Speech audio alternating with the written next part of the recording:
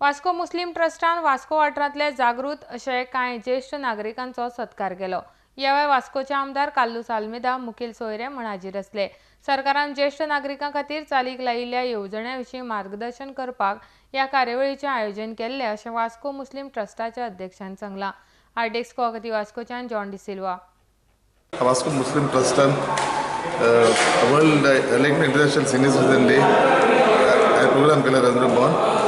आयचो प्रोग्राम खूब बरो जालो।